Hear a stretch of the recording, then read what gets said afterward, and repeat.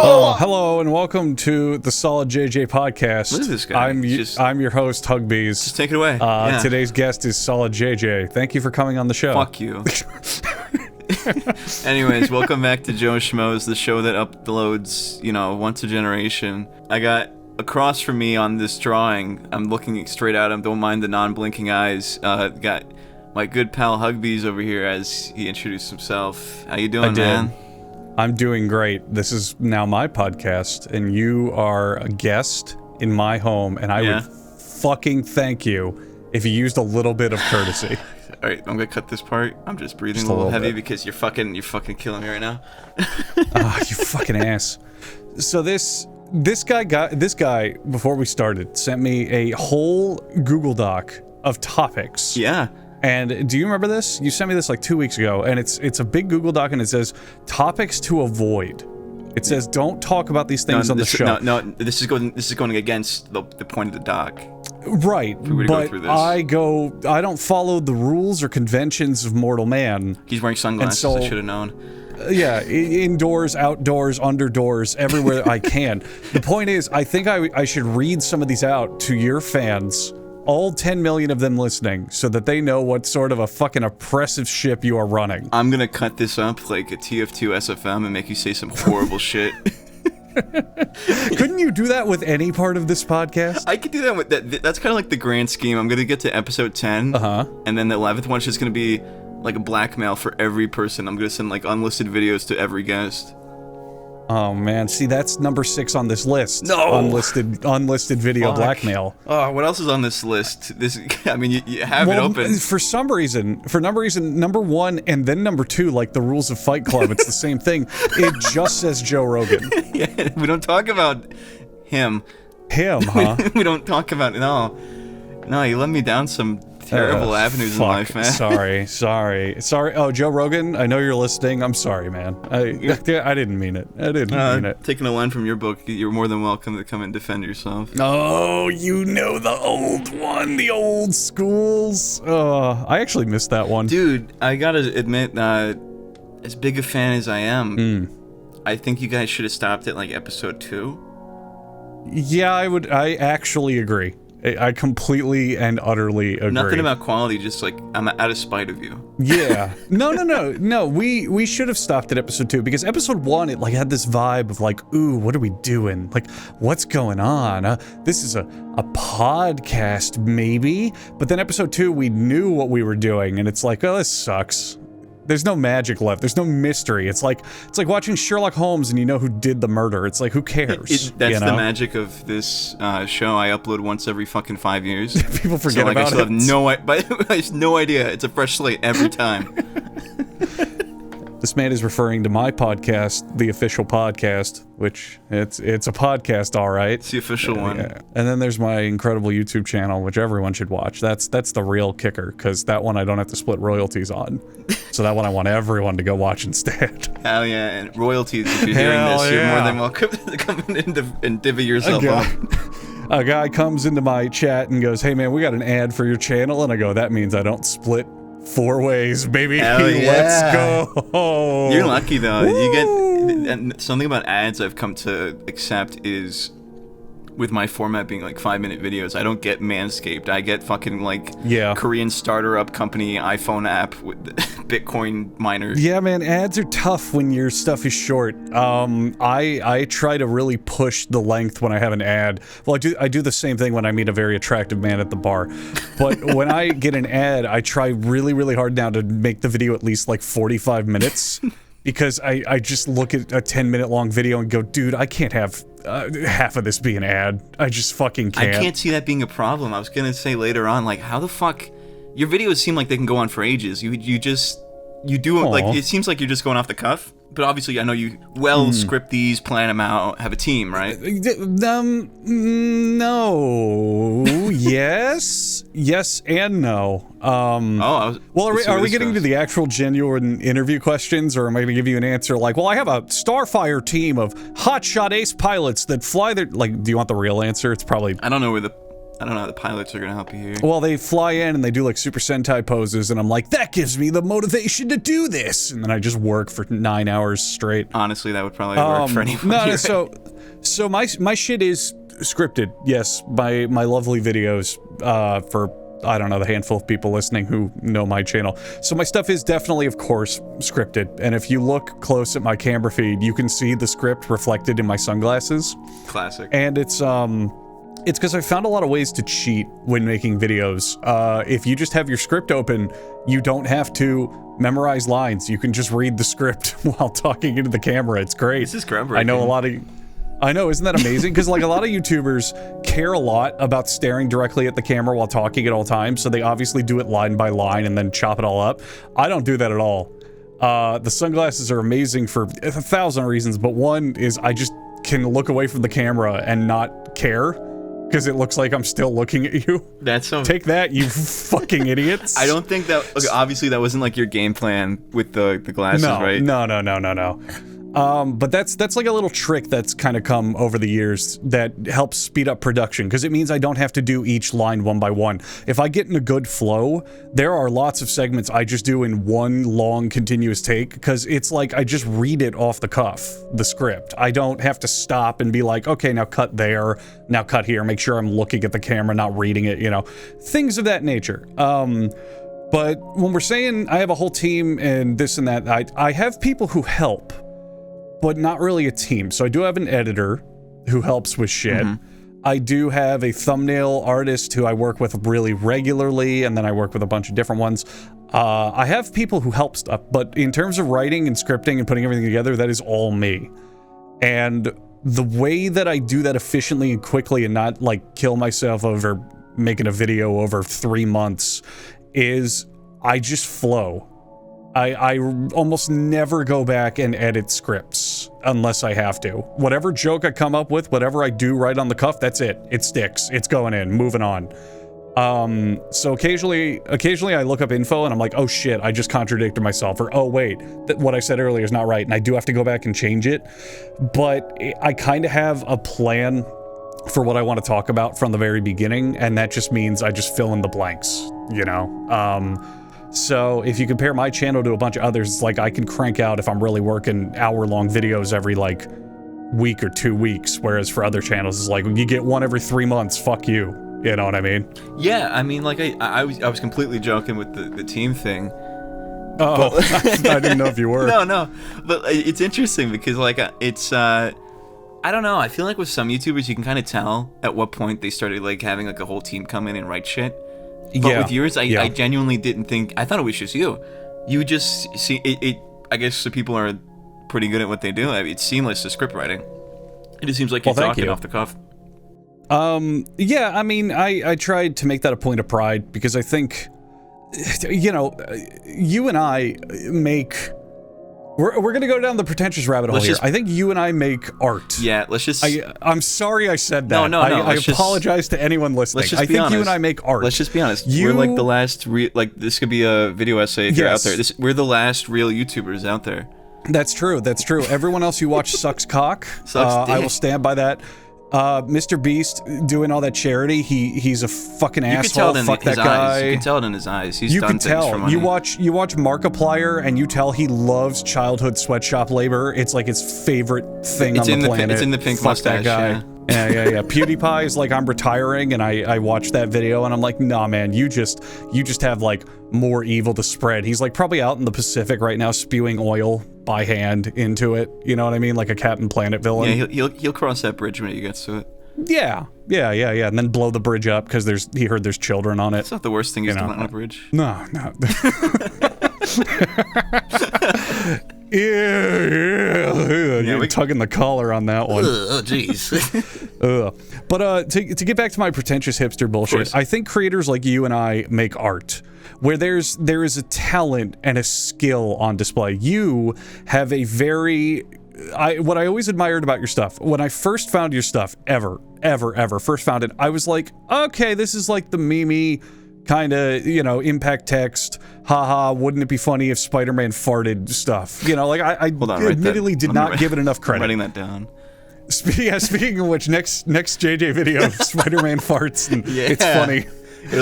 Cry laugh emojis. 2-second video. But admittedly, to your face, I will say this on air for thousands of people. I did not get your stuff enough credit initially. I kind of brushed it off as, yeah, he's doing the funny, like, voice actor meme stuff, like the Duke Nukem quotes kind of thing, or the, you know, people do like the silly voice and whatever. But then I started really watching it, and I went, oh, you know how to take a joke and turn it into a premise. You know how to run with it. You know how to craft like funny little skits. It's not just, oh, I'm Spider-Man and talking about testicular torsion, you know, which a lot of other like it is. Okay, that is funny. I should not have used such a funny example. Good. Yeah. But there's a lot of people like on Twitter and TikTok now, especially, where they just go, "What would happen?" It's like the old cliche humor from 2006 YouTube, where they go, "What would happen if Mario sold Bitcoin?" And it's like, this sucks. You know, this is just not funny or creative. But what you do, and what really got me to really get into your stuff, is you follow into it and you take that absurd premise, but you turn it into ways that know the character, that know the source material, that craft something that's just a skit, like an actual self-contained piece of humor, and not, haha, watch Spider-Man fucking play Fortnite. You know what I mean? I appreciate that with what you do. I think we can end the episode right here. I think this is a good way to end it. I swallow, by the way, if that was relevant. Well, again, this is the YouTube pipeline right here, guys. Get ready to say this like word for word. This is like copy and paste it. But seriously, thank you. But I think you get what I'm saying, right? Like, I will say a very good example is I think the funniest skit you've ever done. Maybe you've peaked. Is the Professor Xavier Holocaust beam? Oh God, yeah, that one's fucking great. That never doesn't make me laugh. I watch that and laugh every single time. And I just kept thinking how other creators, if you guys haven't seen the skit, go watch it. It's a minute long. It is great. Other creators would stop there, where it's just, oh, what if Xavier used his powers to make someone think of the Holocaust? And that's the joke and the end, haha. But you took the concept into, okay, well, what if it doesn't affect someone? That's comedy writing. That's expounding on the joke. That's good. You know what I mean? That's the art of comedy. That is far better than a lot of other people doing the same format that you do. And then you also authentically do the voices, or try to be as authentic as possible. I consider that artistry. It's stupid and lame, but in my mind it's true. And with my script writing, I consider the way I deliver jokes like a stand-up comedian. You know, it doesn't feel like every other YouTuber who's like, this battle was the most bloody in all of World War II. The Japanese soldier, I can't stand that shit. I can't watch channels that do educational fun fact shit like that. I think it's the most boring, played-out garbage. No, you know? Let me give you a little, like, the handy right now myself. I love your channel mostly because... Oh. Yeah, I love everyone. We're dating, by the way. I don't know if anyone picked up on this. This is where it starts. We have been in a committed relationship for 5 months, I think. I might pop the question here. I don't know. I want some Minecraft kissing art, like 2013 style, right now. Yeah. But about your channel, YouTube right now, I feel like the majority of the videos are like fucking 3-hour serious bullshit essays, and that's fine. But I saw this person make a good point. Like, there's not... Like, comedy channels aren't really a thing anymore. No, they're really not. They're kind of totally right. Yeah, they're gone. Like, you don't see them. Yeah. Like I don't know, the days of Schmoes or Dash EXP, bullshit like that. You know, you get those channels every now and then, but the majority of them are now like on TikTok and stuff, which is a whole other fucking playground we can talk about later. But with your videos, they're like, there's not one video that you can watch and be like, all right, I can expect something similar to this the next video. It's always going to be some bullshit that you pull out of nowhere. Yeah. Like, I was going through your channel. I like that, yeah. I was going through your channel, I'm like, what should we talk about? And I'm like, oh, I saw a video on menstruation. Yeah, I did, baby. That was awesome. Like, I saw like 5 minutes. By the way, for the people that haven't seen it, you appreciate going the extra mile with the video filters and shit. No one... That's like a lost art, you know. Filtered audio. Yeah. Yep. Like, no one gives a fuck. I can brag about something, and it's completely and utterly relevant to what we're talking about. So I'm gonna go ahead and say that I'm gonna be allowed to do this. Before my channel exploded. So my channel blew the fuck up because of my How It's Made parodies. If you out there are listening, I'm the guy who made How It's Actually Made. And every goddamn day of my life, people don't put those pieces together. They don't realize that funny sunglasses comic book review man is also the How It's Actually Made guy. You're welcome. I spoiled it.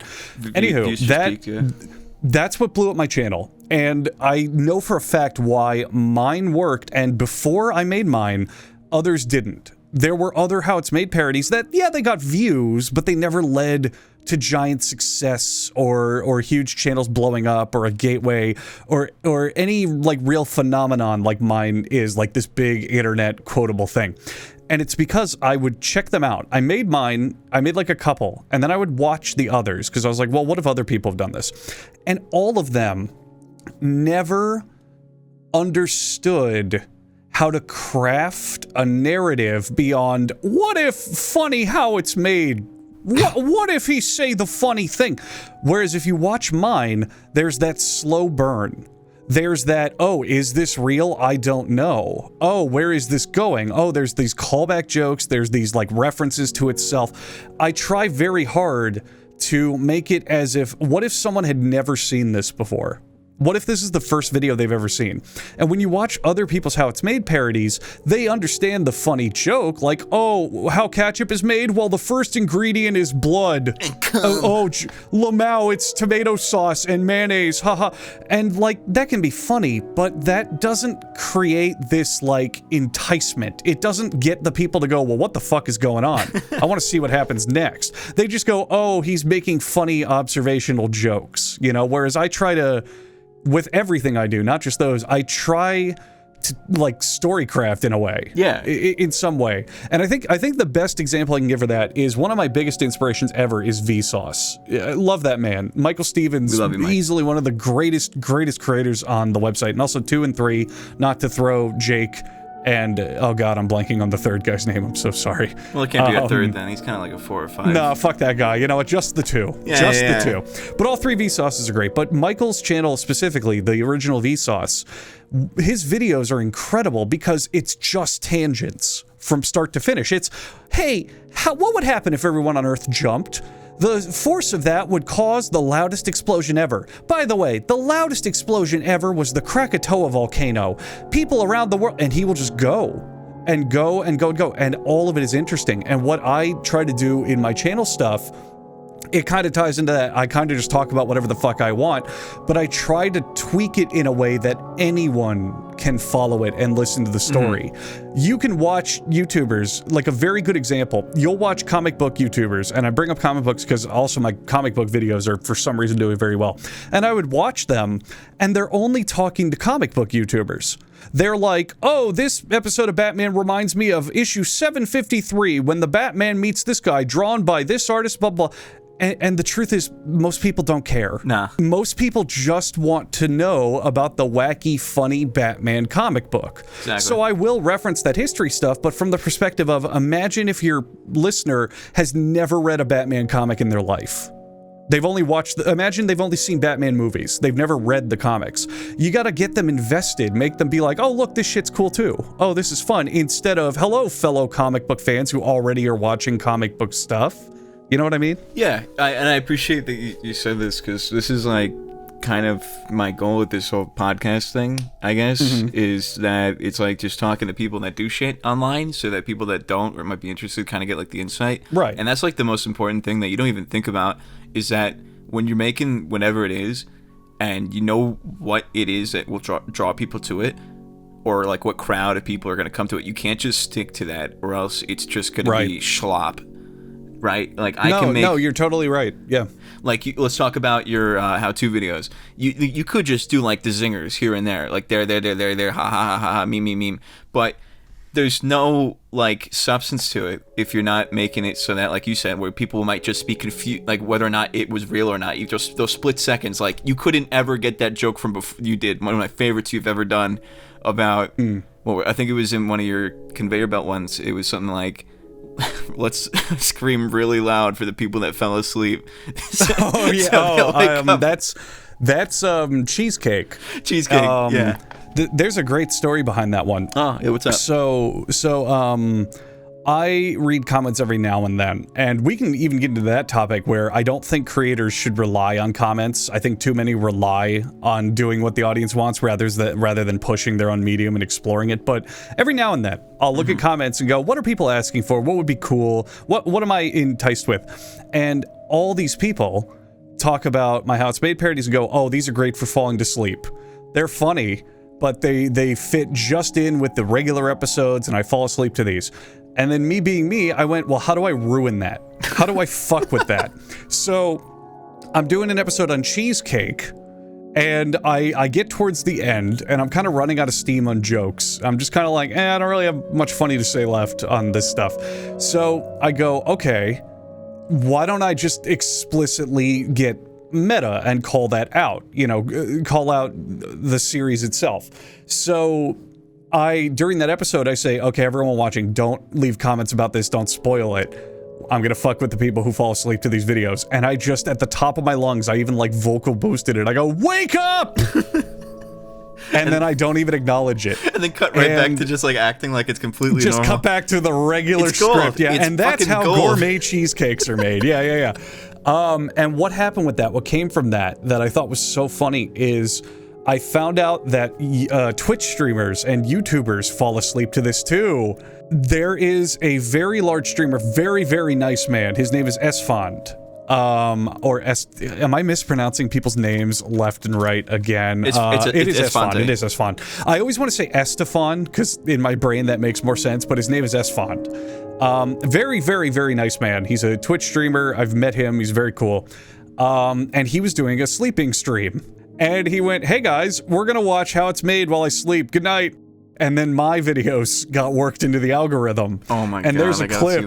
There is a clip of him just bolting the fuck out of his bed. You can't script that. Because I scream, "Wake up!" You can't script that. It's fucking. I know, that's like the galaxy tying shit together. That's awesome. It's so good. But I met him. I confronted him about that at a event later, and I was like, "Hey man, do you remember getting woken up by like a How It's Made video?" And he was like, "Yeah." And I was like, "That's my video." And he was like, "That's your video? That's your video?" Like he couldn't believe it. he was blown away. I'm shocked that that's real proof that again, like even though you're the same voice in every instance of your existence, it's still like even in my fucking goofy ass video, the Oppenheimer one, they were able to pick you out immediately. And in the Justice League tryouts one too. Oh man, Justice League tryouts! I'm so proud of Catman in that one. Catman's the fucking best part of that video. Catman's the man. The way we recorded that was also just a lot of fun. Yeah. We can spoil a little behind the scenes. This guy will every now and then go, hey, I got a character who needs a voice, you want to do it? And I say yes. And nearly every line this man sends me, I throw in the fucking garbage, and I just make up my own lines. That's not entirely fucking true. Hold on. He's taking my fucking writing credit now. No, not entirely. But what was it, Catman, where I just improvised the whole thing? Like the entire thing? Catman, how we did it was I think we bounced back and forth. You came up with your lines, and then we would just like we'd pick them apart, and like it was like a fucking writer's room where we would be like, what would be funnier here? Yeah. And then we'd just be both killing each other the entire. We recorded like maybe a minute of dialogue over like 3 hours because half the time we were just giggling about some random bullshit. And that's like the best environment, honestly. It's so rare, especially when you're online. Like people don't like writers' rooms work for that reason, but when you're online, it's like not normally.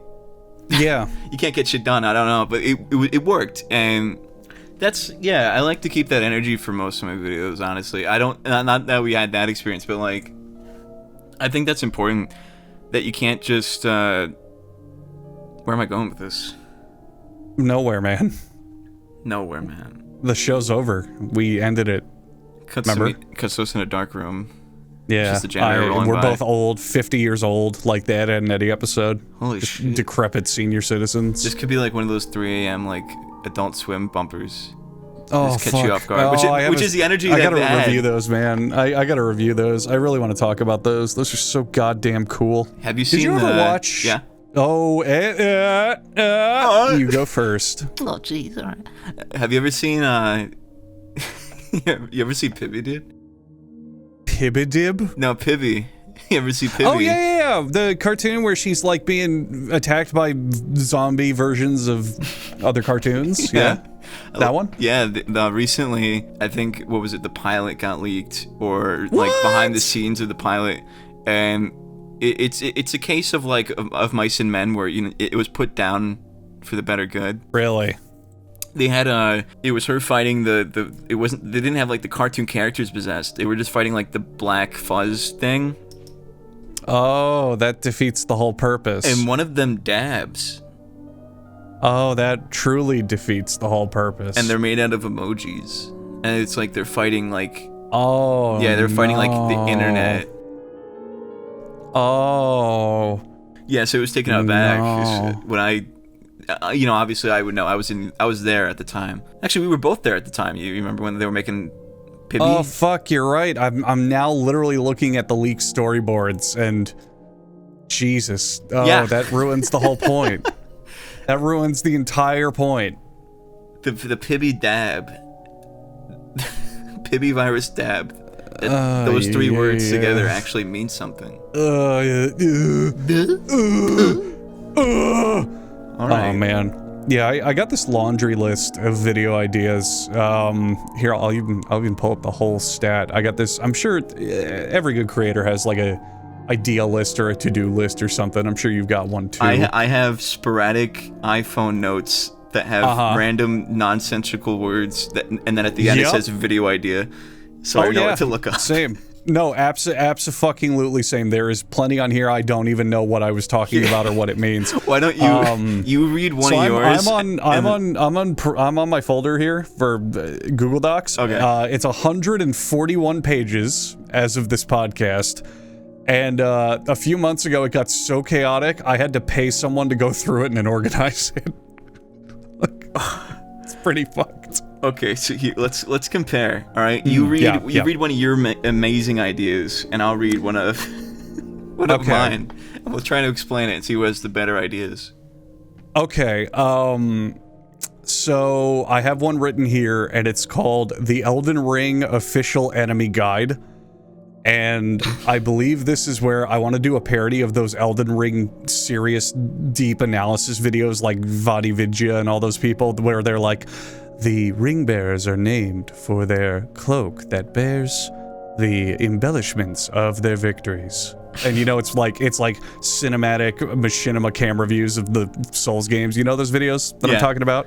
Yeah. So I want to make one of those. I want to make it as legit looking as possible, but I want to be like, this character is known as the Ugubli Miser, and often he hands out sweet pastries to all the children, but not unless given a disgustingly wet kiss. And I want to convince people that it's real, just completely and utterly real hidden lore of Dark Souls and shit. With your audience, that would be modded in next week. Pretty much. Not to immediately go off tangent, but it reminds me of one thing I was thinking of. I got really into Fallout recently, because every year I fucking do for some reason. And I was watching these lore videos, and I thought, how funny would it be to make a really detailed fake lore video about a game? Include fake concept art, fake game footage, but all this bullshit. Oh god, I'm such a fan of just fucking with people, man. Nothing gives me more joy than fucking with people who don't know how to Google things. It just feels too good. It feels too fucking good deep down in my soul. Everyone has a little inner light Yagami. I found a good one on here that I could, for the sake of your podcast, just because I'm a nice guy, I could spoil. I think I'm sitting on a gold mine, and I don't know where to go with it, but it's amazing. Did you know that there is a subculture on the internet of people who recreate the Titanic as a action adventure ship? And what I mean with that is, for example, you have people who do 3D models and recreations of it sinking, but instead of it hitting the iceberg, it puts out jet thrusters out the sides and flies into space. Like the fucking ship from Fallout 4.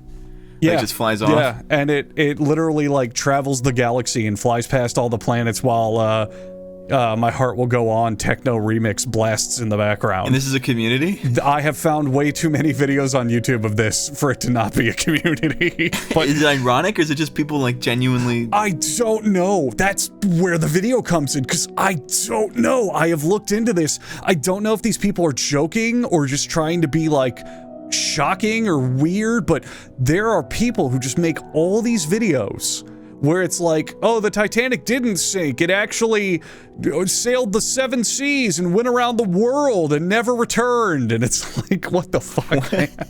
You gotta make this like an uber serious like expose, like do interviews and shit like that.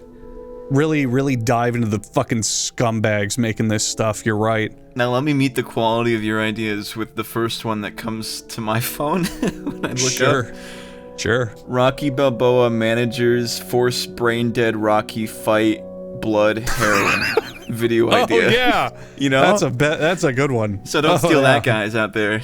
Between those two, no. Rocky Balboa brain damage manager fight. That's my favorite video of yours. The idea I think was that it was gonna be like from the perspective of like his managers. And they're like the new guy and the old guy, and he's like, should we like stop the fight? He's like, no, this is like how he fights. And then Rocky just comes back, oh.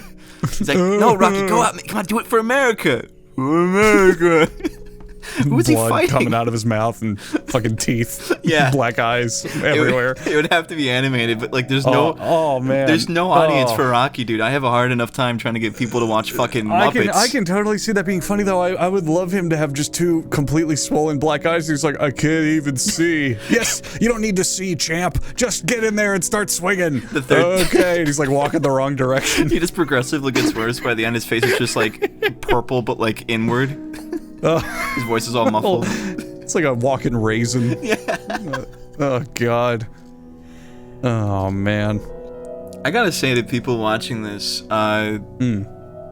whatever ideas for videos you have, stop.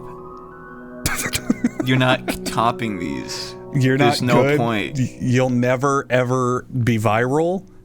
You should just give up and go live a fulfilling career life as an insurance adjuster. Look, there are two ways to make it in this YouTube biz, alright? Yeah. It takes my hit from my big old Cuban cigar, blows it in your face. Yeah. I like that, yeah. But the only 2 ways to make it in this biz, you fucking snot-nosed bastards, is to take our ideas or make sequels to early Smosh videos. Yeah, unofficial. those are the only 2. Smosh remixes, or what we're telling you right now, big, successful, large channels and men with big wieners. Or make a parody AVGN account, which I've seen multiple of. What's the one? The Nintendo Shit Cube. GameCube, you know that one? Nintendo Shit Cube. Nintendo Shit Cube. I quote that all the time. That guy's a fucking gem, man. No, but I'm talking about recently. I've come across AVGN clone channels that are starting today. I actually found one because he was getting all angry at me or something. I think he called me like a... Excuse me, I'll bleep this. He called me a retard on Twitter. Oh.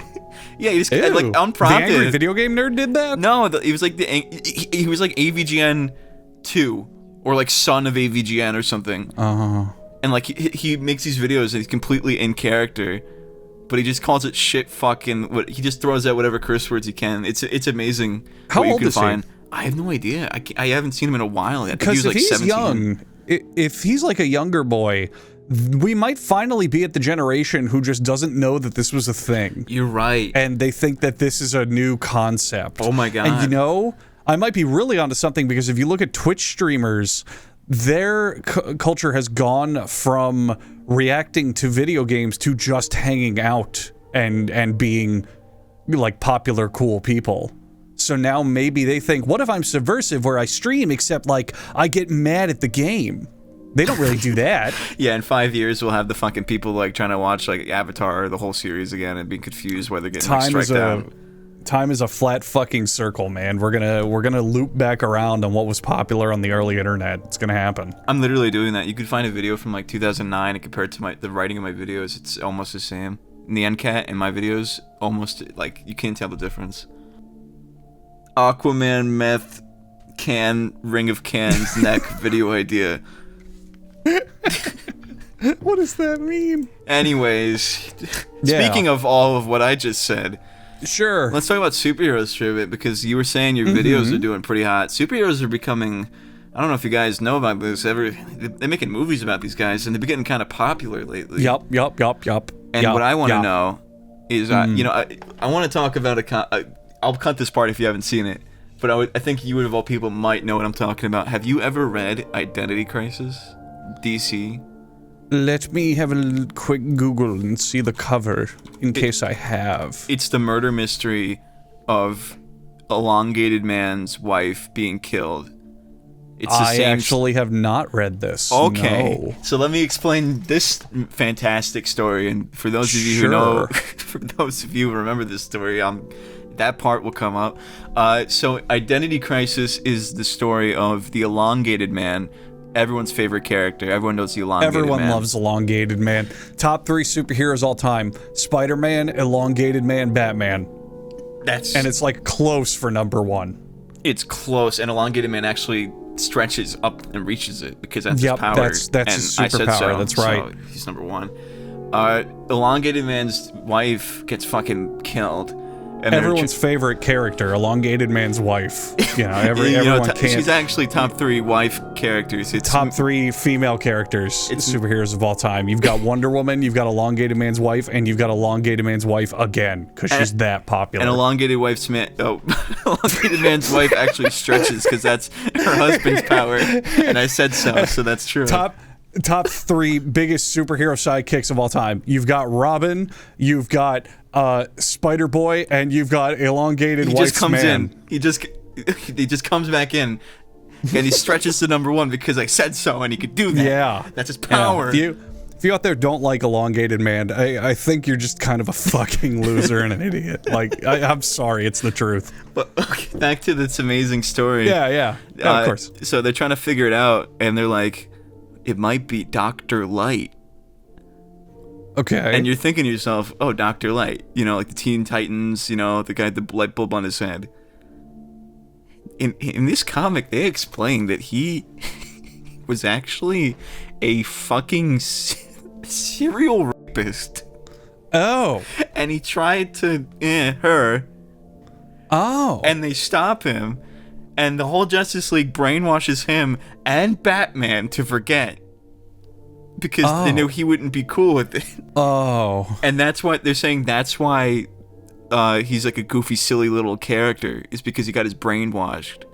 So every time you watch Teen Titans, that's him. I'm on my list right now under comic books. I'm writing down Elongated Man, Identity Crisis. Please.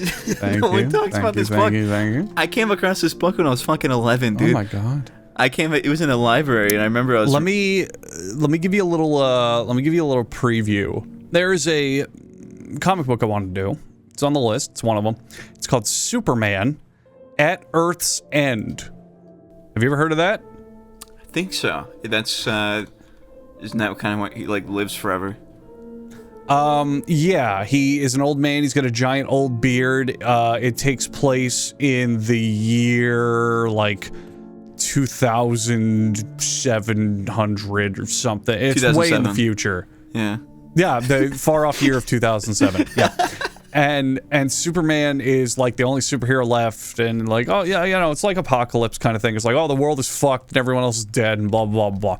So I'm on the Wikipedia article here. I'm gonna read the 2 main characters of this comic book, and I'm reading this verbatim. Are you ready? There's 2 main stars of Superman at Earth's End. You ready? Yeah, hit me. Okay. Superman and Hitler. Yeah, you cut out there. You're gonna have to say that last one again. And Hitler. And Hitler. And Hitler. Like if you have to censor it because of YouTube, you can say funny German leader from the 40s. Well, I just talked about the rapist. I don't know. Yeah. I think we're good. So the plot twist that happens, and it's like, who cares? It's stupid. Is Superman is trying to beat these evil leaders called the Dictators. And he reveals their secret identity, that they are twin clones of Adolf Hitler. Oh my god. In the far-off future, where Superman has a gun. This isn't pretty good. This isn't even the first comic book villain to be a clone of Hitler. Right, and it's also not a parody. This is like a real Superman thing that happened. This is canon. Zack Snyder was building up to this.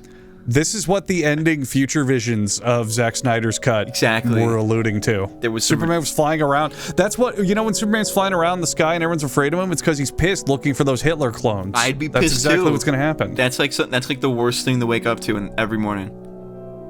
Well, no, I mean, like, occasionally IHOP fucks up your breakfast order. Like, that's pretty bad. It's like the second. And then the It's third like the is second. elongated man, but he say reaches the second. first Yeah, I would say because the he can second. stretch. Yeah, I would say the second.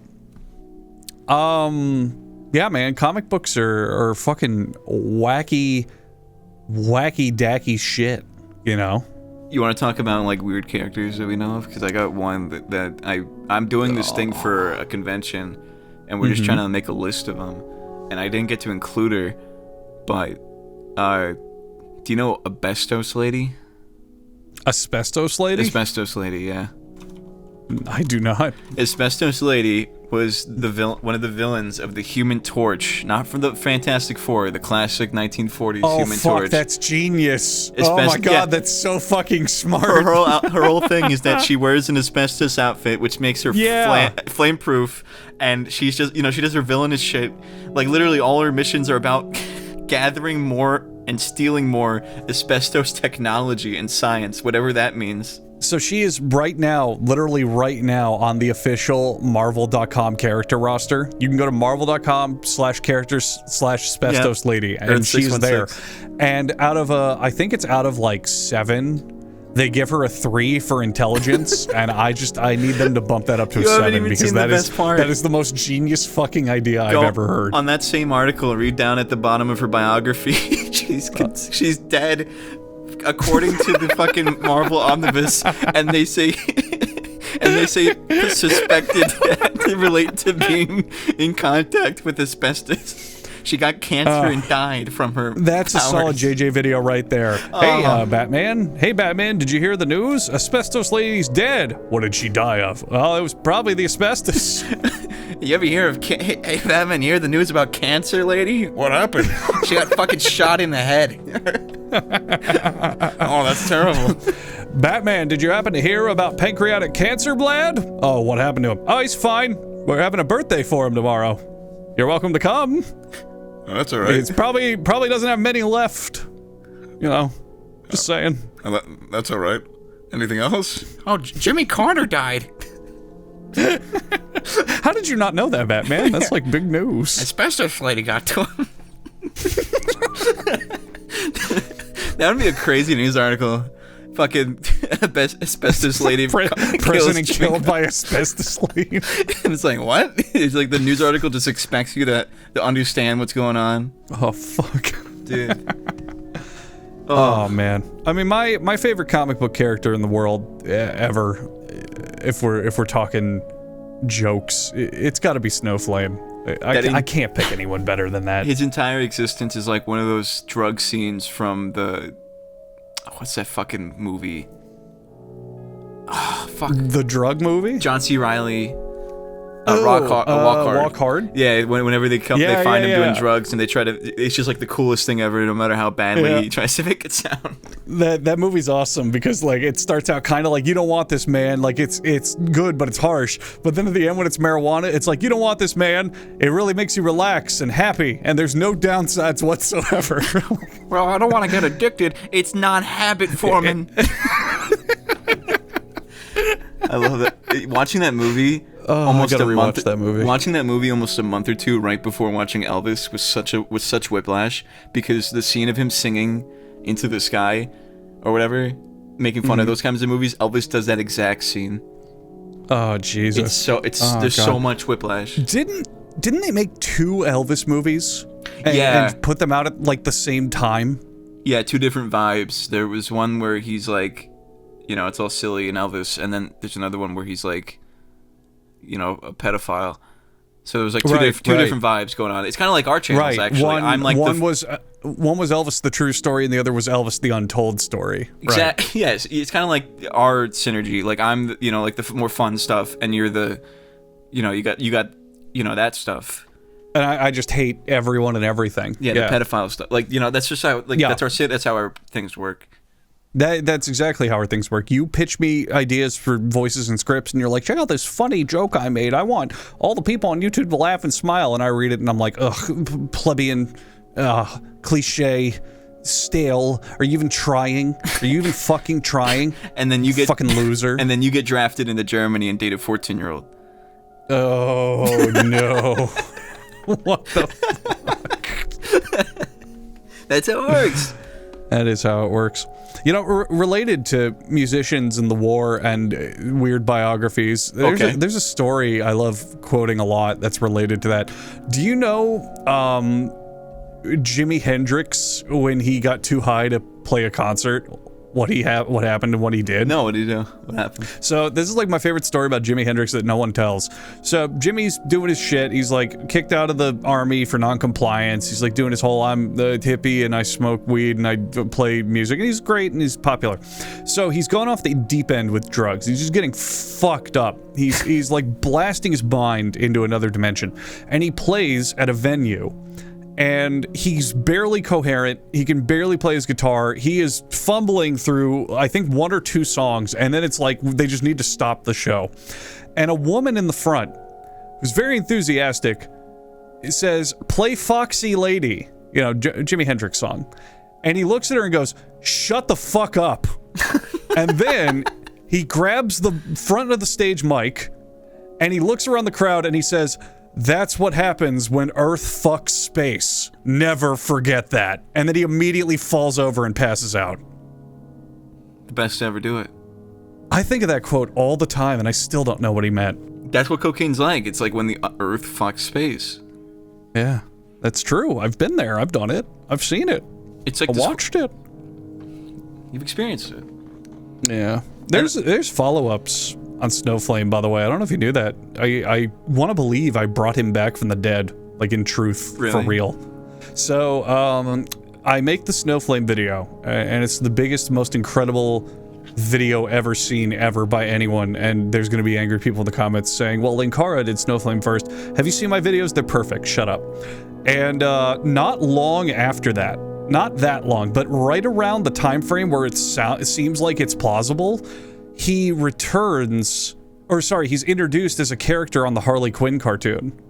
Oh my god. And there is a Peacemaker comic book because of the success of the John Cena show, and he shows up as a character in that.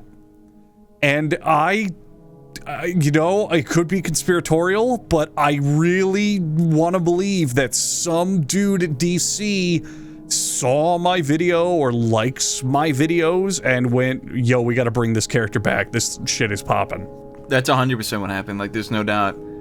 There's no, because like no one, who else is talking about Snowflame? Yeah, that's the only way. Era too. Because that's the other thing. Linkara's video is from like 2007 or something. Like, it's really old. Oh, but that's meanwhile, like... mine's only a year or two old. So it's like, who was really bringing prominence to him in this era? There was a lot going on in 2007 with the Space Hitler twins and everything. They probably didn't even notice this video.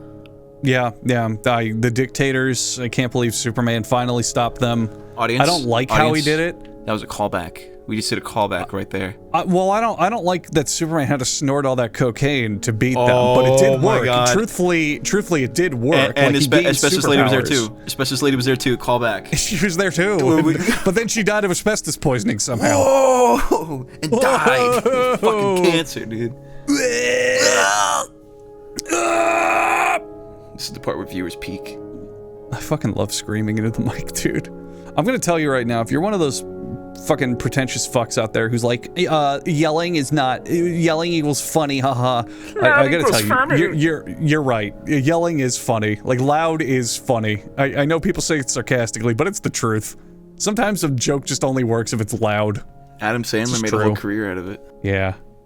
Oh man, Adam Sandler. That money-making fuck. You know, he got a DUI recently. He apparently hit a couple on the road. Oh, a couple of what? Brews? Yeah, that's what I was gonna say. Woohoo! Couple of bars he hit up, bro. Woohoo! He was fucking partying and shit. No, but like, did he run a woman over? Like, yeah, no, she's dead. You know, knowing Adam Sandler, he probably made it funny. Laughing. Yeah, she probably made it really. He probably made it really funny. He probably hit her like with his SUV, so no chance to live. Just as she was as tall as the grill, so just immediate plow over. And he stopped and got out of the car and looked at her and why'd you have to stand in the road like that? Huh? I'm driving here. And then Rob Schneider came out dressed like an Asian man in like full yellow face. Yep. And went, you can do it. It was funny. Everyone laughed. Like, the judge was like, okay, well, to be fair, he is funny. I can't sentence him. Rob Schneider has gotten away with a lot in, like, movies that did not come out that long ago. Yeah, Rob Schneider is, I think, a quintessential case of, like, 15 minutes of fame. That guy made a whole, very successful career out of just being friends with someone even more successful, Adam Sandler. And doing little bits, little skits, like, oh, you can do it and that other shit. And then he's like, hey, I'll do my own thing. And he makes like Deuce Bigelow and all that stuff. And those are fine. But then what has Rob Schneider done for the last 20 fucking years? You know? Rob Schneider or Dan Schneider? Because Dan's been up to some things. Well, Dan wouldn't do anything for the last 20 years because then it's too old. True. That's commentary society. That's a real thinker. Have you ever seen the Rob Schneider TV show he did? Real Rob? Yeah, Real Rob with the fucking... Oh, man, where he just tries to make a show about how cool he is. With the funniest Norm Macdonald cameo of all time. Because it's the one time in any instance of Norm Macdonald you'll ever find in your life where it's so obvious he didn't have any say on the script at all. He's like reading it from like a teleprompter. It's the most deadpan expression he has on his face. It's the funniest shit. I should review this show. This looks so bad. Dude, I could talk about the show. No one's seen this fucking show, which like makes sense, but also it's upsetting. I have heard of it. I'm well aware of it, but I've never actually watched it. He has this. I'm looking at it right now. Oh my god, I forgot how bad the color grading is in this. They make his eyes like super fucking blue. And like his... Oh god, it's real saturated. You're right. It's so gross. This was like supposed to be his Curb Your Enthusiasm, which is just funny. Oh no. Oh my god, yeah. I'm looking through these screenshots and Rob has one joke, which is every time something wacky happens, he makes a shocked and egregious face. And then he looks at the camera. He's like, imagine if I was like covered in makeup to look like a minority, because that would just make it way funnier. Oh man, Rob, you know, you might have hit the nail on the head. I think Rob, in a fit of desperation for his career, would do blackface. Yes, straight up. No, he has 100%. Well, not blackface. No, he has. He was in. You don't remember Click when he was a Middle Eastern guy? He was one of the. He was in blackface in Click. No, he was dressed up as a Middle Eastern guy, and he had brown face paint on. In Click, he was one of the guys in the bar that they were doing. Fuck, that is him. It's him, yeah. And then he was also in, I forget what movie he was. Prince Habibu. Yeah, that's him. No. That's him. I'm almost confident. I could put money down that he probably came up with that bit, or at least elected himself into that role. I'm gonna recommend this article I just found. It's from Screen Crush, and it's called "An Ugly History of Rob Schneider's Racist and Stereotyped Characters." Oh, maybe they are catching up to him then. Damn. There's a whole giant article on him because there's so many. You know what? That's probably like the hardest part of it for him too. Is that he has like this ledger of horrible things he's done, but he just is so insignificant that it doesn't come up. He's done like the worst shit. See, and like no one knows. The difference is Adam Sandler gets the emotional pull. So Adam Sandler does this fucking comedy shit, and he goes in his movie, and his jokes are, yes, I will like a pizza pie, like, you know, just being like a overreacting weirdo man-child. But killer impression, by the way. But then you watch the movies, and it's like, okay, he's the guy at the end of Click who cries because his son doesn't love him. He's the guy at the end of Big Daddy who learns how to be a good father. He's the guy in Uncut Gems who has an actual, like, dramatic character performance. So even though he does this childish, stupid shit, everyone's like, oh, Adam Sandler, you're so cool, you're great. Meanwhile, Rob Schneider really doesn't have much of a life beyond being a racist stereotype, does he? His entire existence is literally just and Rob Schneider. Yeah. It's just and Rob Schneider featuring Rob Schneider. That's his entire career. But I also just realized as you were going down that list of Adam Sandler things, I think his entire career follows the plot of like a classic 2000s Adam Sandler film, where he's just like this down on his luck, grungy, gross guy, but at the end he shows that he has real heart and he cares. That's what he wants, man. I think I'm gonna read. Have you heard of Rob? So there was Real Rob, which I think was a Netflix show, and then there's just Rob, which was like a CBS show. I'm just now discovering this. He's that interesting that he gets 2 shows? He is that full of himself that he tries to make 2 shows based around his life. And 2 of them have his fucking my hot wife in like all the promotion. Yes, so I'm looking into this. Real Rob. Oh my God, they're only 3 years apart. He made Rob in 2012 and then Real Rob in 2015. And they're both the same show. They're both, hey, look at my hot wife. Literally, look at my hot wife. So I'm gonna quote this review of it from the Daily Beast here, and this is all they had to say: racist and unfunny. The end. That's his whole wiki article. That's Rob Schneider. They're not reviewing the show, they're reviewing Rob Schneider. He has a comedy series on Netflix apparently called Rob Schneider, Asian Mama and Mexican Kids. What the why? Just stop, dude. No one cares about your ethnic wife. This is like if the teleporting fat guy from Smosh videos decided to make his own career and he went down this terrible racist pipeline and then also became Rob Schneider. Yeah, I don't think anything's lower than being Rob Schneider, to be honest. I gotta add Real Rob to my list. That sounds perfect. You should just do in general a Rob Schneider video. Just title it Rob Schneider, nothing else. I'm doing it. With it like the picture of him zoomed in 3 hours long. I'm doing it right now. I'm doing the fucking tear down of Rob Schneider. I'll be the one to stand up. Rob, you can't bully people anymore with your offensive humor. And I don't mean offensive in like thought-provoking or edgy. I mean offensive in like, what the fuck is wrong with you? That's just tear into him, dude. It's kind of fuck that guy. Oh man, Rob Schneider, wherever you're at, we don't like you. I'm reading the first episode here of Rob's TV show. This is the description of the pilot. Are you ready? Here goes. Rob meets his new wife's Mexican family. His first day with them is a fiasco. The end. He fought the urge to make it fiesta at the end. I just feel it. I don't know, in my bones. Yeah, it's a typo. They have a fiesta. Well, that's what Rob would pitch it as, right? He'd be like, no, we have a fiesta because my wife is Mexican, and that's what Mexicans do. And they're like, I'm Rob Schneider. Look here, I'll be Rob Schneider. You'll be the board. Yeah. All right, I'm pitching it to you. All right, so it's my Mexican hot wife and her family, and Adam Sandler's. Okay, he's not in this. I know you keep asking. He's not in this. I'm gone. Bye. Leaving. No, listen. I know you're concerned. You're worried. It's the Mexican audience. Rob, stop tugging on my shirt sleeve as I'm walking out the door because Adam Sandler's not in this. No, hold on. Wait, listen. The Mexican community, they want this. They want this. They do. Okay. I have a delegate right outside. Well, Rob, I'm here to hear your pitch. So you have a Mexican wife, and I guess we can work with that. Could you go ahead and tell me about some of the roles you've done as Mexicans in films or for Mexican culture? Yeah, sure. Just give me like 2 minutes, and then I walk out.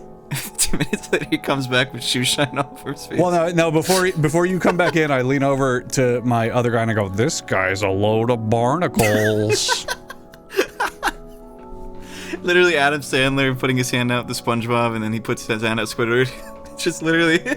Rob Schneider could like go downtown New York, Madison Square Garden, whip his dick out, and masturbate in public, and everyone just be like, whatever. Have you seen the video of the mayor of New York walking through the Times Square and not a single person notices him?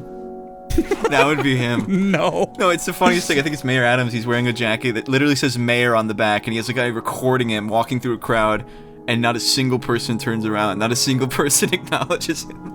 That's so goddamn funny. That reminds me of I forgot who it is. He's a comedian who fucks with people in New York City, specifically like Times Square. And he got Henry Cavill, and he goes, all right, we're going to test the Superman hypothesis. And he puts fake glasses on him like Clark Kent. And Henry Cavill just walks down the street, and not a single fucking person recognizes that it's Henry Cavill. That's awesome. It's amazing. It just proves how fucking stupid we are. I hate people that get, what is it? I hate the fucking comic explanation for that. Depending on the writer you get, of course, but some people, you'll get the one where it says like it's Kryptonian fucking lenses or some bullshit. Yeah, well, because that's actually something I was talking about earlier today. It's people fighting the narrative needs. Now, if you're a good writer, if you're a solid, talented, good writer, you can balance like us logic with suspension of disbelief. You know, like take a lightsaber. Oh, what happens if you drop it straight down? How has no one ever done that? And then Rick and Morty makes a whole episode making fun of that. Yeah. But for example, if we take the glasses, the writer goes, well, he needs a disguise. Okay, now he's Clark Kent. He wears glasses. And then the nerds come in and go, well, what if people see that he's just wearing glasses? That's not a good disguise. And then the writers have to scramble and go, Kryptonian lenses.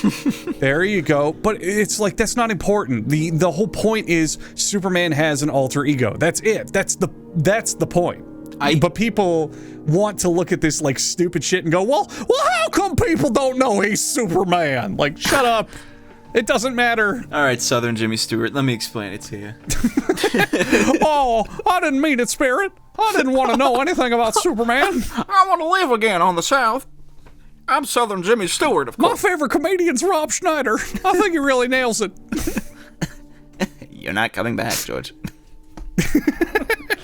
Oh, you know, we were going to put you back, but, you know, I had a talk with God, and, nah, it's not going to happen. Well, let me have one of our other angels explain it. Rob Schneider comes in covered in shoe shine. You know, I'm not even joking, by the way.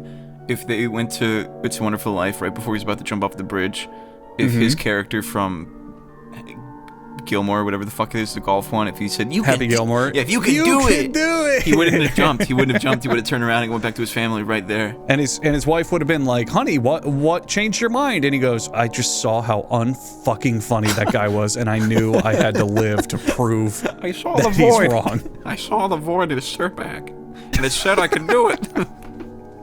And it was racist. It's just really a problem in this day and age, but still. I saw the void, honey. And it was racist, and it just turned me off to the whole idea. I don't even remember what I was gonna say until I said Southern fucking Jimmy Stewart. God damn it! What were we saying? Oh no, wait, yeah. So like, I like you said, Rick and Morty makes fun of shit like that. People, I really want to emphasize now that even though I do videos where like the joke is how absurd an aspect is, I'm not ever like reading it and being like, this pisses me off. Like, it just works. Like, how come Superman can just put his glasses on and it works? How come? Yeah. Fucking. A classic example related to that I love is, do you know how Batman's mom originally died?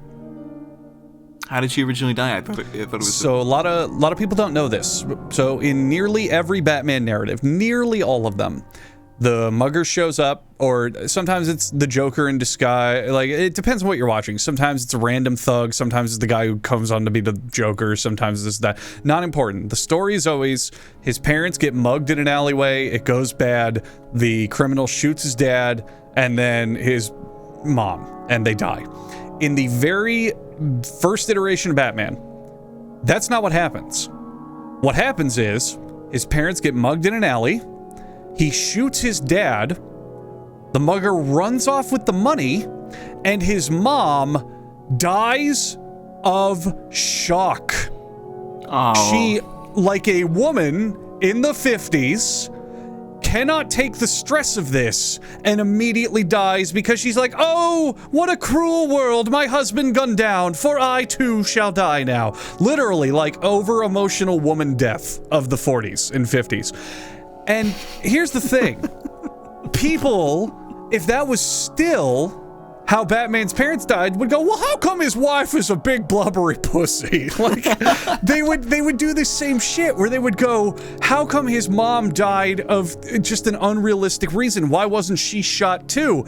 That's not the point. The point is his parents were killed unjustly, thus forming Batman. That doesn't matter. But people get hung up on that kind of shit, you know? I'm gonna weasel my way into the comic book industry, and I'm gonna retcon it so that she gets shot, and the dad like just goes, "Oh, where was me?" and just collapses. Oh, soft for what light yonder window breaks. My wife, she is dead. My son, dumb. All right, that's good. And then he just collapses. I'm out. Goodbye, Bruce. Fuck you. And then Rob Schneider comes out, puts his hand on his shoulder. Yeah. You can do Bruce, be the Batman. You can do it. it. They couldn't do it. No, Rob. No. So Bruce is all sad because his parents were killed, and Rob comes out with a big sombrero and a mustache, and he goes, "It's okay, Bruce. You can do it."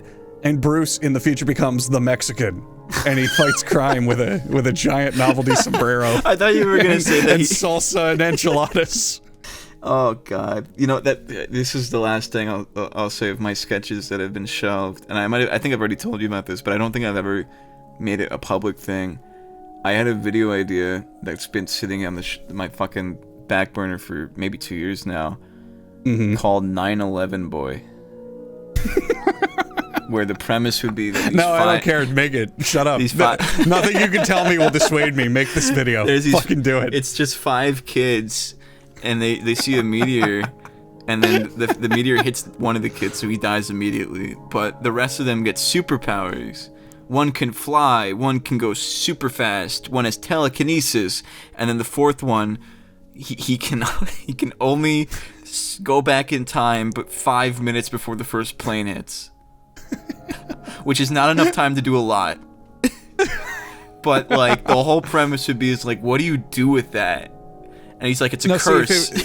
Oh, I love that. If it was me, I would do the same exact premise. You have flight, you have invisibility, you blah blah blah. But then the fourth guy, he goes, and you, my most special chosen warrior. Like it's like a Zordon in the Power Rangers scene where he's like giving them their abilities. He's like, you, my most special chosen warrior, you have the power of 9/11. And everyone's like, well, what is that? What does that mean? He's like, you have all the abilities of September 11th. Yeah, but what can I do with that? Well, what happened during 9/11? You could do that too? I don't want to do that, but you can. But the power's yours now. You just have to build them. You have to build them first. Yeah, you have to build the towers first, and then you can have that thing happen. Well, where do I get the plane? Oh. Good point. The warlock just pulls out like a blueprint. He's like, no, I got this situated. I got this whole thing planned out. It's like, I thought this was random. Okay. So if we really like commit to this and have a nice investment plan, we could be done and ready to roll in like 2 years. 3 years tops. I've got guys off the books completely, no tax included. We can get this done like real quick before the city even notices. So with your power, you can get rid of any supervillain by putting them on the plane. Like that, you'll magically do that. That's your power. But the problem is, the Twin Towers don't exist anymore. We have to make them again. Because what else is the plane gonna hit? And it has to be where they were. Yeah, it has to be the exact spot. It's gonna be an awkward conversation. Good luck buying that real estate. It's gonna be an awkward conversation with the city council, but like it'll work. It's like, oh my! It cuts to like 10 years later, and the wizard's in his office, and he's like, "Yes, Gary. Yeah, no, Gary. We outbid them for the plot. God damn it! I already said we could double the budget, but." Gary, I swear to God, why are you fucking me? I filed these permits in January. Like, he's like trying, like all the other kids are fighting like villains, they're flying around shooting laser beams, but he's just sitting in an office with this one kid desperately trying to get the Twin Towers rebuilt. He's like, it like cuts to like in motion, like this woman, the old lady gets her purse snatched. Yeah, she snuck my purse. He jumps out of the bush. Don't worry, give me 15 to 20 years. And the guy's like in his couch, and then he just wakes up in the 9/11 plane. He's like, what the fuck? I love that. I don't know if you could put that on YouTube. You could definitely put it on Twitter, but I think that needs to happen. I was thinking of making a third channel where I would just do like the less, like just I'll draw myself if I have to, just like the less safe videos like that. Dude, there are so many porn video games I want to play because some of them get insane. Some of them just get unexplainably weird or like really actually unironically good. And I find them and I think they're amazing. It's like, it sucks that people don't talk about these things. But with how YouTube has changed, it's just hard to feel justified because I know the video, number one, I know it's going to not make any money whatsoever. No, not at all. Number two, there's a very good chance it's going to be age restricted, which it's like, okay, you know, people who don't age verify their accounts can't watch it. Sorry, Timmy. And then number three, there's a good chance it'll be blocked. And it's like, well, I just did all this for nothing, you know? I do those once in a while though. I mean, I don't fucking roll the dice there, but like, if I'm doing a video where I know it's gonna get fucking like that fucking sharing notification or whatever. Yeah. Like with every Death Note video, it's not a matter of will it, it's just when. I know I'm gonna get nicked for it, but I also know like the video won't be funny unless it has the music. Yeah, it's that dedication to realism. How it's made is another great example. When I first started making those, it was like, okay, go on the online, rip the clip of the segment, do all the stuff I want. And very often they would get copyright claimed, but I would come in and I would say, hey guys, this is all my audio. Like I use the visuals, yeah, but all the narration is mine. I use royalty-free music, and this is clearly transformative. Clearly, completely transformative. It's parody. It's, you know, chopped up, all that stuff. And a good amount of time, they'd be like, okay, yeah, you're right. Sorry about that. Sorry about the automated claim. But now, with how things have changed, dude, the instant I use like a 30-second clip of the show, it's just blocked worldwide immediately. Yeah, they just have fucking immediately ninjas out there. blocked worldwide, even without any of the audio and all this stuff. Because when I used to get claimed, it was just like, oh, you can't monetize, or oh, you can't play this in Turkey. And only Turkey. And I looked it up and it's like, because they don't have the rights anymore. They used to, and the Science Channel there doesn't. It's like, okay, who cares? Whatever. You know, this doesn't matter. But now it's just immediate blocked worldwide, demonetized worldwide. Like why am I even making this shit They just anymore? don't care. You know? They like, not to be the millionth guy to say it, but YouTube does not give a fuck, dude. If there's a one and done buttons for these companies, they'll give it to them. They don't have to deal with the fucking headache of going through it and seeing like what exactly is it. Like, is there really a problem here? Just a yes or no. Hit the fucking big red button, it's gone. Yep. Yeah, it's doomsday cult. It's not a new opinion, but we're reaching critical mass of the internet. And what I mean by that is there's too much money. You know, look at the games industry, for example, where you have all these giant AAA games that spend hundreds of millions of dollars, and a lot of the time they're just unfinished or mediocre or forgotten about after whatever. You know, it's rare that one of them sticks around. It is actually a giant monumental thing these days. And I think YouTube is starting to become the same thing, where you have to make this one style of videos and content because it's what the algorithm likes, it's what the advertisers will pay, it's what you can do reliably. And all these other channels, like a very good example is animation. Animators on YouTube are fucked. Yeah. Absolutely fucked. You could spend a year making a great 5-minute cartoon, but you're not going to make shit when it comes to money. No. You doing a career to that, you need Patreon or what have you. You really can't rely on that, you know? Like, I don't get paid. I get paid like just enough that I can make sense of it, and my budget is like nothing. I make this shit in like a week. You're talking about people that like work on shit for maybe months to like even beyond that, and they get nothing in return. But don't worry, guys, you have shorts. Oh boy. Yay! Oh, 12 million views. The next can of soda's on us, guys. Yeah, my favorite type of content is the stuff where there's no investment, where it's just there explicitly to waste my time. Yeah. And nothing else. I love not learning anything, not getting invested, not seeing a style. I just love being distracted. That's like all I ever want out of entertainment. Hey, nothing else. We saw you like Breaking Bad, so here's like one scene from like the 4th episode cropped into a square, and the subtitles are a quarter of the screen. And there's also backtrack of some random fucking like EDM song. Oh yeah, that happens to my videos, man. I don't know if that happens to yours, but that happens to mine. Where they get like remixed. People will clip my how it's made jokes, and I'm perfectly okay with that. I've always told people, if you just credit my channel, do whatever you want. Take clips, do a highlight reel, do like a repost the clip and go, this is so out of pocket with a laughing emoji, and put one of my jokes on Twitter. I don't care, as long as you credit my stuff.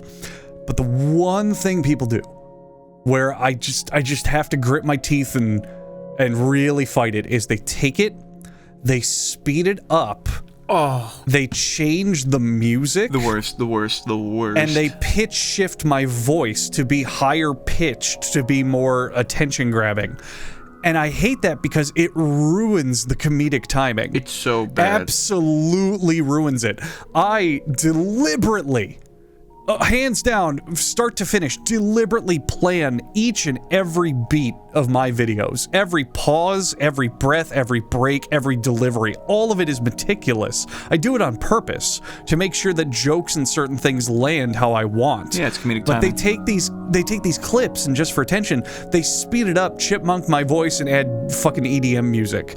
And it makes the punchline not funny. You know, because it lets you know, hey, something wacky and weird is going to happen. Something in your face is going to happen. It ruins the whole point. That's the first on the timing thing. Every now and then, I'll come across a reaction video or something, and by far the most obnoxious thing of those is when they, you know, good for them, they want to add a little commentary or whatever, but they'll pause the video in the worst times so that the joke just does not flow. It'll be in the middle or right before the punchline, and then they'll hit play, and it just goes over their head because it just like reset their fucking attention span. Yep.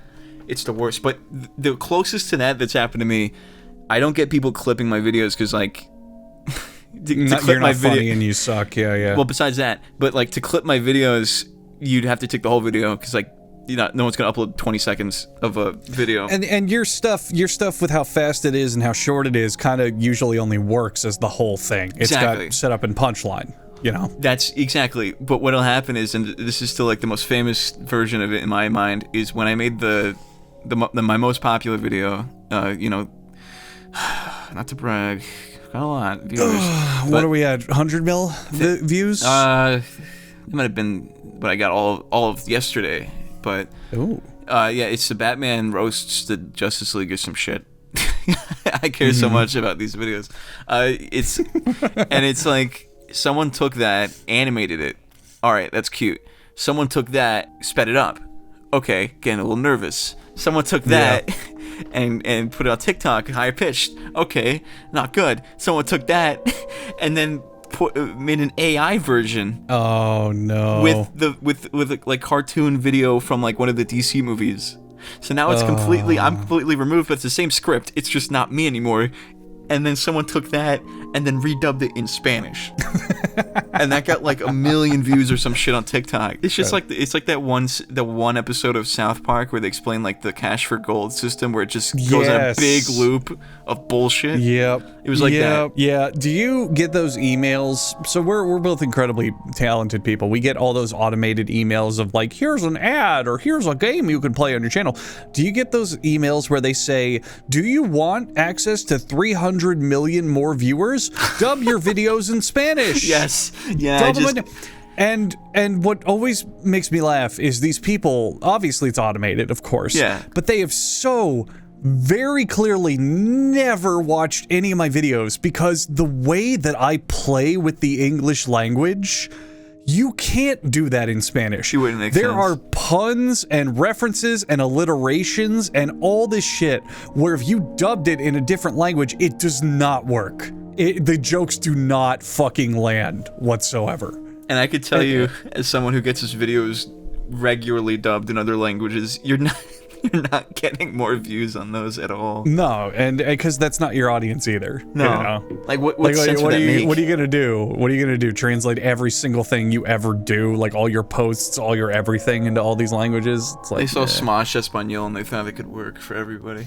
What happened to Smosh? Bring them back and make them king of the internet. I think they need to do Siri jokes again. I think they need to bring back the metrosexual Pokemon battles. Oh, that was always again. a kicker. Dude, you brought up a deep-seated memory in my brain, and it was the very moment I remembered I hated pure parasocial content. Like and what? I was a wee baby boy way back in the day, probably around college, I don't remember. Whenever Smosh was at their peak, whenever they were the biggest people on the planet. 1990s, yeah. And I checked out their website because I was like, haha, skit funny. And they had a show, I think it was called Smosh Eats. Lunchtime Smosh. Lunchtime Smosh. And all they would do, literally all they would do is go out, get food, come back, and then film themselves eating it and making jokes. And I watched 2 episodes, and I was like, okay, yeah, this is kind of amusing. And then I put on the third, and halfway through the third episode, it's like when you're a baby and you finally attain sentience. Something clicked in my head, and I distinctly remember I thought, wait, I don't care what these guys are eating. I don't care that they're getting lunch. This is nothing. Nothing is happening. It's nothing. Then all the Matrix agents start breaching your house. I saw the code, I jacked out, I ripped the plug out of the back of my neck. But that was the moment that I became pretty against parasocial content, because it was like, you're getting away with doing nothing and selling it to people, you know? It's just nothing is happening. There's nothing here, but people like it. That's honestly I fucking hate, I despise lazy content like that. Which, by the way, guys, next weekend, Spider-Man farts. It's gonna be the next thing this weekend. Oh, thank fucking God. Yeah, thank fucking God. You know, we went into a big circle here from the very beginning where you said that the whole reason you do this podcast was to inspire other creators out there. I don't think we've done anything of the sort. I think we've done the opposite. We've dissuaded a lot of people. Yeah. I think we have literally sat here for an hour and a half and just said, we are super talented and funny and you'll never be. It's fucking shit. I don't think we've done anything else this entire show. No, this is like the point where they're listening, they're waiting for like the part that they're like, this is it. And you got the little kid, he's got his cell phone on a little tripod with a ring light. And he's like, how do I make my YouTube videos better? And he listens in and we're just like, so Rob Schneider's a racist, right? Well, I don't know. Do you want to tackle like actual audience advice or questions or whatever? You know what? Let's what audience questions? Fair. Let's wrap this up with one little nugget of advice you would give to the little Melvin in his bedroom rubbing his 8-ball right now. What would you tell him? Okay. Melvin, I know you asked that Magic 8-ball. I know you asked that Magic 8-ball how to be a YouTuber. Yeah. Oh God, I hate this. What the fuck? It's Melvin, dude. Relax. Wait. If you're gonna be Melvin, hang on. I'm always Melvin. Let me see if I can find this. Hang on. I have this for emergencies. Okay.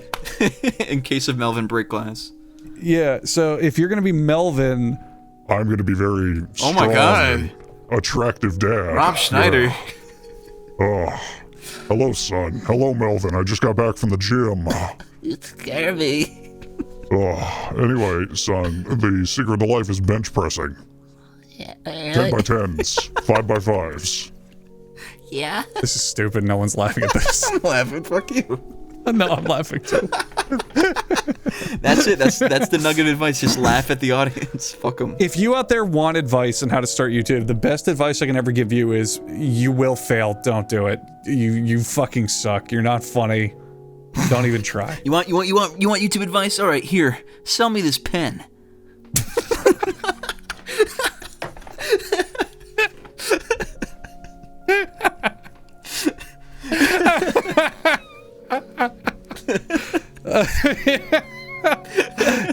Oh, fuck. Yeah, watch The Wolf of Wall Street. Learn how to beat your wife. Holy shit. That's how you be a YouTuber.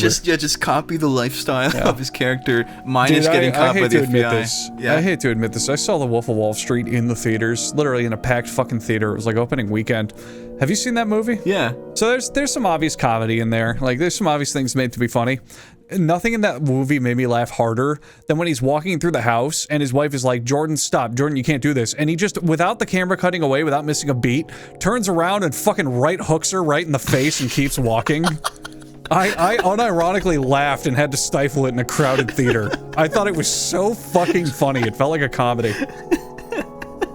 Because it's the way it's shot, it's like a one take. It never cuts away. It's not like dramatic. He just bops her and keeps going about his business. I know what you're talking about now. Yeah, the camera just goes with him afterward. Yeah.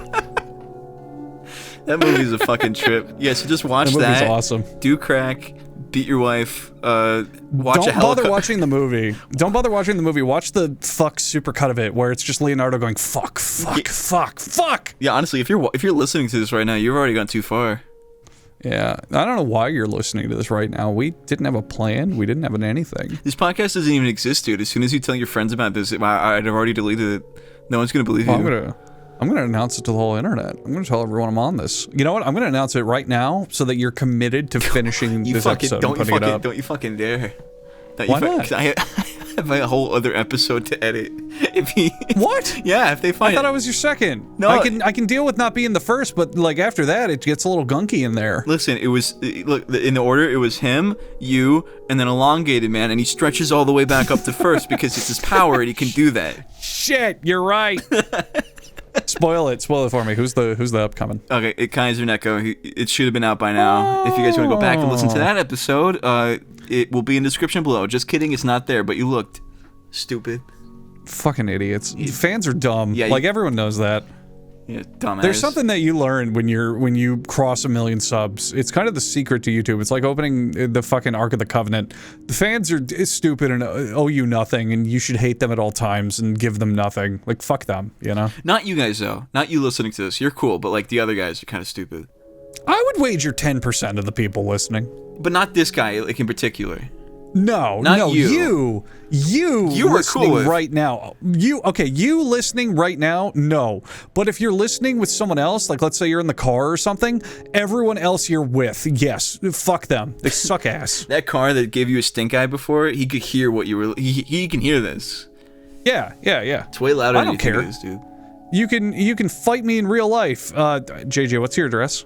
Sure. It's 84 Pine Grove Mill in Hopewell Junction, Okay. New York. 12390. Meet me at 84 Pine Grove Mill, Yeah. Junction Uber. I didn't hear what you said. All that's in there.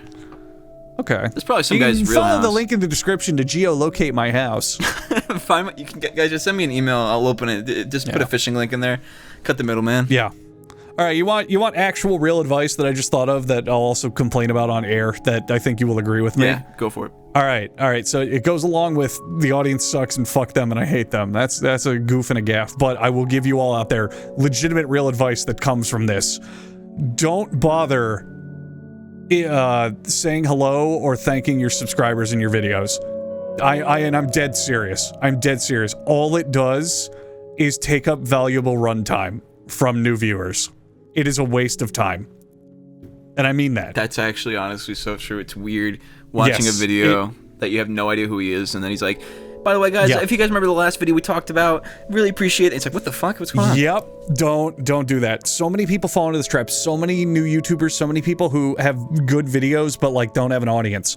They spend half the video going, thank you so much for checking out my channel. Anyway, this is my series where we look at retro games that star characters who wear pink and blah, and then they talk for a little bit, and then they go, by the way, if you want to see more videos like this, make sure to smash that subscribe button and hit a like. It really helps out the channel. And then they talk for a little bit more, and then they go, by the way, I'm doing a new podcast about this kind of thing if you want to hear more.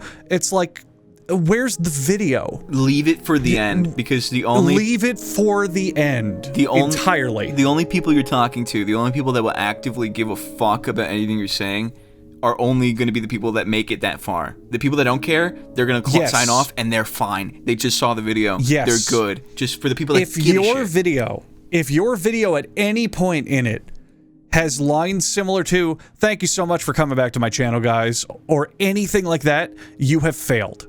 You have straight up failed to understand how to make a compelling video. No one is there for the sense of community. That is a byproduct of the good content. That comes from establishing a style, a repertoire, a brand, a this, a that, a theme, whatever it may be. That is not what you should be aiming for. That should be generated naturally. Exactly. From what you're doing. And too many creators, so many people, they start their video, they have a decent intro. They ask an interesting question or they whatever. And then after the intro's done, they cut to them on camera and they go, hey, welcome back to guys to where I review ROM hacks. You know, just wanted to remind everyone that if you like the video, it's like, I don't care. I truly do not care. And it really comes down to people trying to emulate the YouTubers they watched You know, they remember Right. that. They remember, you know, all the check marks. Let me tell you this. Wendigoon, really fantastic YouTuber, makes crazy good videos. Very nice, very good friend of mine as well. Very, very nice man. Okay. Ooh. Yeah. I've watched every video he's ever made. I've studied them, so the instant you say any incorrect facts, I'm gonna go ahead and crack down on you super, super hard. But continue, no pressure. Okay. Okay. Ooh. All right. So. But no, he's a sweetheart. Continue. So I'm about- goofing on you. Oh boy. What about Wendigoon? Is if you watch any of his videos recently, he starts the premise, and then there's a 7-minute block dedicated to the people interested in his merch and the ad, and it's a huge chunk of the video. And that's not who he's able to get away with it because he built the community with he built it through the videos of not doing that. If you want to you can't start off the bat talking to your audience like you guys are this community, because then it's just artificial, like you said. And they will know. They feel it's like exactly impossible to miss. A series I do that's very, very popular is called Weird Deaths.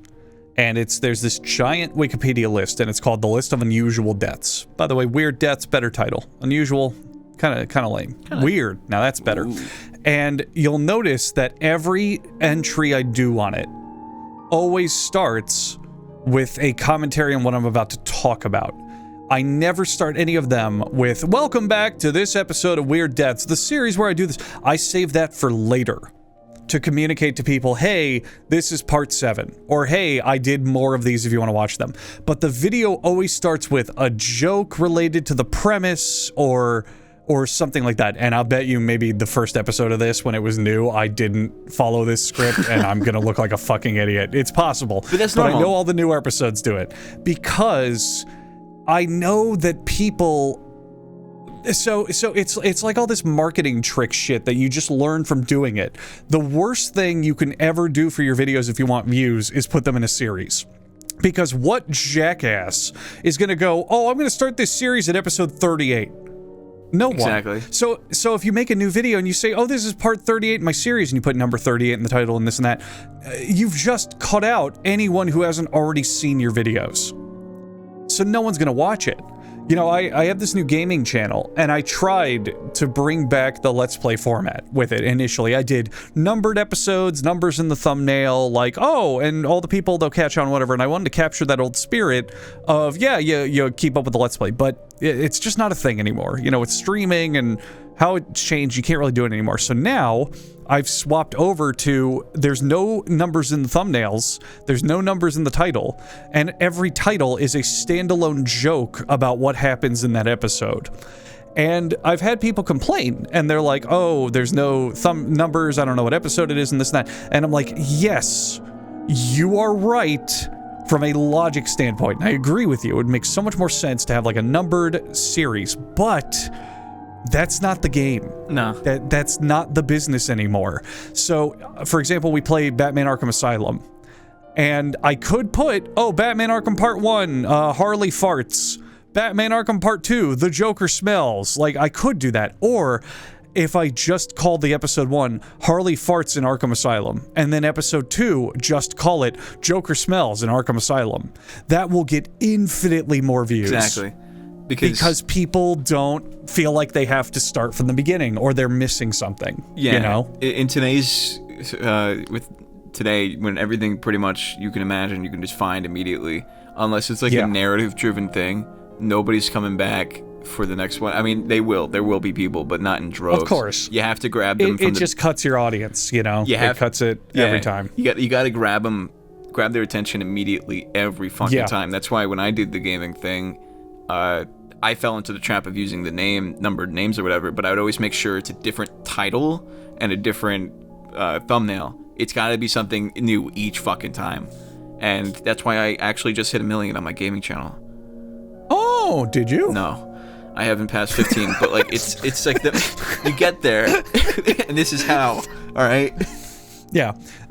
The one piece of advice I'll give, you can talk shop forever. Here's what microphones are good, and here's how to record this, and here's how to do the lights. All that is tutorials. Just look up tutorials. None of that is important. The one thing that people miss, and I still see even big YouTubers do it, and their video always, they never like go beyond a certain growth, and there's one reason for that.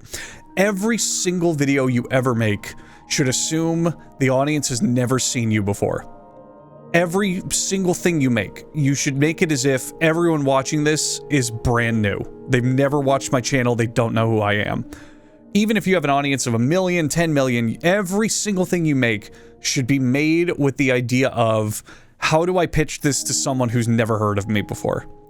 Because that's how you keep people interested. Whereas a lot of other people, they try to foster this like regular strong audience, and the problem is that, yeah, they'll get views on stuff, but it never grows. It never goes anywhere because they already have the people who are interested in that. You know, there's no more appeal to a newer generation. I don't know. Yeah, no, I get what you're saying. You gotta pretty much reinvent the wheel every time, or else like no one's gonna want to check it out. That's actually pretty good fucking advice. I wish I had that. Yeah. So like, yeah, so, if you're trying to start out, good luck, fucker. Yeah. Also, don't start. It's oversaturated, and you'll never make it. I would honestly just not do anything anymore. Stay in your room. You're good. You're comfy in that bed, aren't you? Just stay there. Do something unheard of. Have a dream career in a boring work field. Like, say, when I grow up, I want to be a botanist. Like, go out and do science and, like, grind. Not entertainment, not frivolous bullshit. Go out and cure cancer, you know? Yeah, that's Make your your goal. That's your job. Don't come back to you, dude, bud. Yeah. I'm talking to you, Melvin. I don't know if you saw this, Mr. JJ, but the #1 career choice in America right now, at all, ever, of the youth, is influencer. By far. Oh. Like, #1, if you ask young people what they want to be when they grow up, it's influencer. We're so fucked. And, well, we're fucked because in China, the answer is astronaut. So we are fucked. We are 100% fucked. We're fucked, guys. Yeah, we're totally fucked. Oh, so you out there listening, listen to me right now. This is the honest to God truth. The internet was a magical, Wild West cowboy fantasy frontier land for a while. We are not that anymore. No. It is now a bloated, solved mess of people copying what they have seen works. And that's all it is now. It is just people following the trends and doing all that. The internet is full. That's it. I'm sorry. JJ and I, we got in while it was still good, while the going was good, but that's it. The rope is off. You should go out and try to be a doctor, be a dentist. You know what? Those are the only 2 careers for you. Pick one. But still tune in. Still make sure we watch can us. Make sure we can watch eat, us. You know? And as much as I say fuck the audience, I hate them, they suck. Watch my stuff. Like, view my stuff, like it, subscribe, do all of that. Where can they find you? Well, thank you so much for having me on the show, guys, and big shout out to JJ. And if you want more of this kind of anywho, so I go by Huggbees, 2 G's, but even if you Google it with 1, I think I still come up.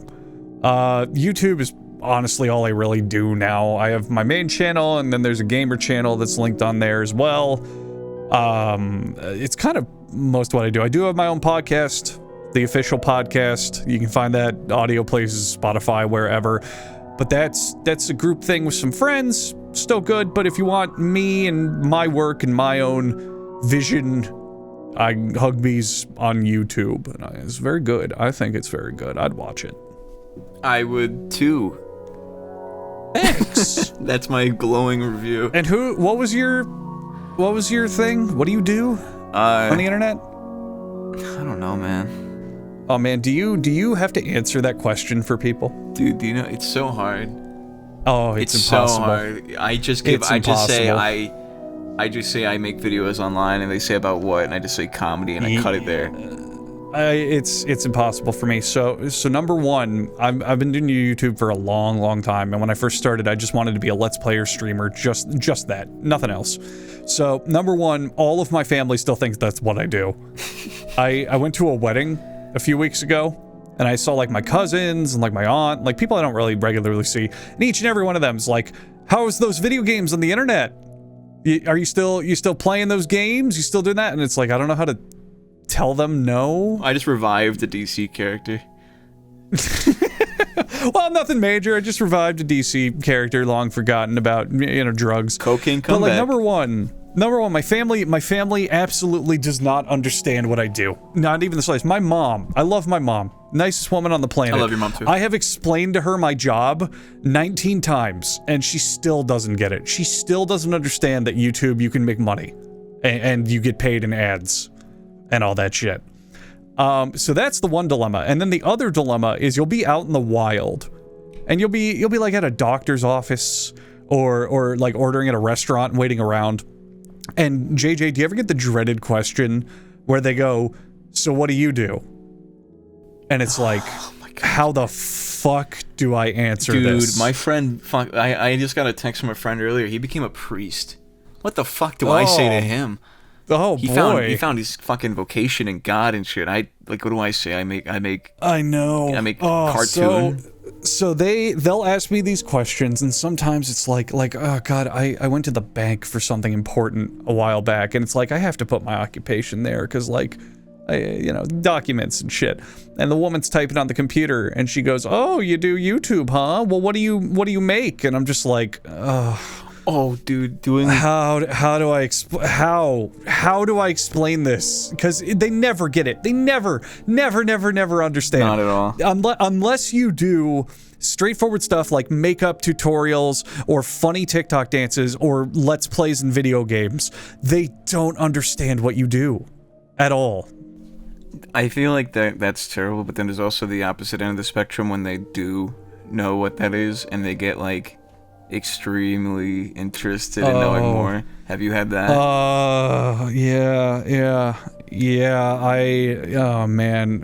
I've had people and they're like, "What do you do?" And I'm like, "Well, I do like education, but like comedy. I do like parodies of stuff. I do a whole bunch of different things." And like it's really hard for me because my channel's very eclectic. Sometimes I'm being genuine educational, sometimes I'm making fun of it, sometimes I'm reviewing a fucking movie, all over the place. So I'm just kind of like, yeah, I do like history, education, mostly it's all comedy. And then they look at my stuff on their phone and they're like, "Wow, you're popular, you got these numbers, I have to check this out." And then I have another one, and I go, "Okay, but it's kind of like Adult Swim, like Family Guy, so like I make a lot of adult jokes, I swear a lot. It's pretty vulgar. I talk about some like controversial stuff, and it's like I never know. I never know if they're gonna be like, "Oh, that's cool, I love that stuff," or if they're gonna be like, "Oh, okay, That's funny. Not for me, but it's funny. Never mind." You just reminded me how my family found out, my grander family. We already did like the wrap up. My grander family. Now, Huggbees, you have a nice family, but have you seen my grander family? I didn't mean it like that. All right, but like my much better. Yes, you my did. Much better, you twirled your mustache and everything. my much better, delightful family. Your family is what we would call patrician, plebeian, but my family is grand and opulent, you see. I dipped my nephew in gold for his birthday, you see, yes. We had the funeral the next day. I hired world-renowned comedian Rob Schneider to perform at my birthday. But he sent a Mexican in his place. And then, by God, halfway through the act he removed the sombrero and it was Rob Schneider himself. It was Would a you grand believe time. it? The ruse! That rapscallion. Anyways, racism aside, Yeah. So they found out at a Christmas party, which is like means everyone's on deck, and it was around the time I uploaded. Oh my God, it goes full circle. It was the Wonderful Life video where he's like off the grid and he's gonna go fuck some whores, and he says that in his Jimmy Stewart voice, and that's the video my dad shows to all his brothers and sisters. Oh, Do you know how insane it is to sit at that table? Dude, As your uncle's staring at his phone, trying to like force a smile as Jimmy Stewart says he's gonna go fuck some hookers. You gave me PTSD. You reminded me I have that exact same story. So I have a brother, and he has 3 kids, and they are at the time of this story they are 10, 7, and 6. Oh, that's ripe. Oh, it's getting bad. So I have 3 brothers, actually. I lied. I fucking set you up like a Rob Schneider joke. Oh, you fucker. So I have 3 brothers. So this one has 3 kids, 10, 7, and 6.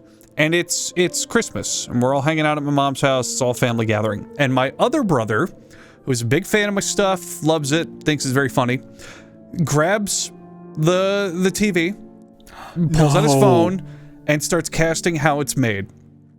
And normally I'm like I've gotten over that. I've gotten over the whole, ooh, it's my stuff, oh, I don't want to watch it. I just kind of don't care. I'm just like, yeah, look at me, I'm cool. And he puts on my How It's Made parody. And my other brother's kids are laughing. They're loving it. They find it hilarious.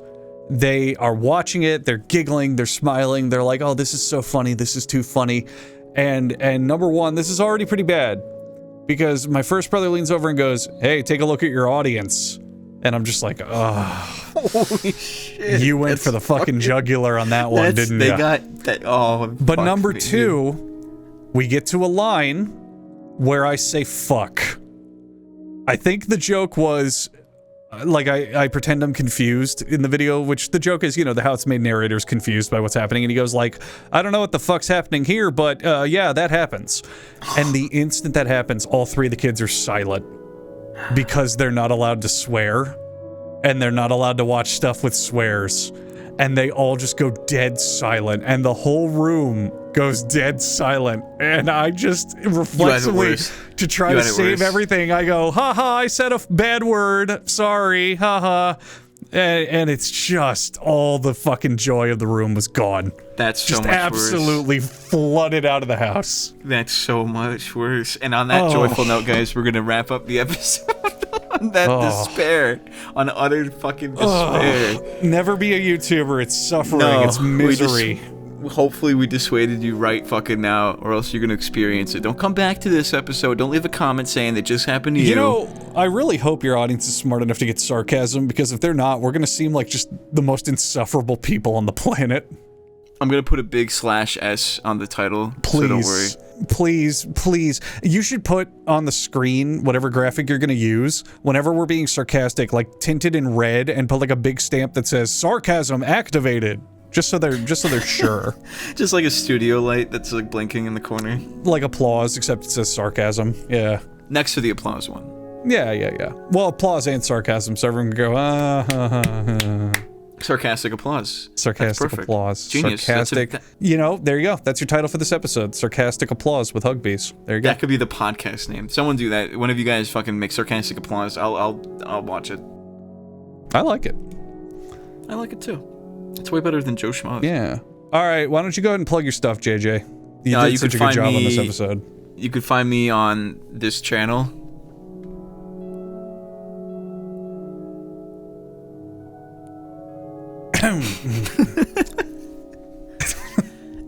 Yeah. All right.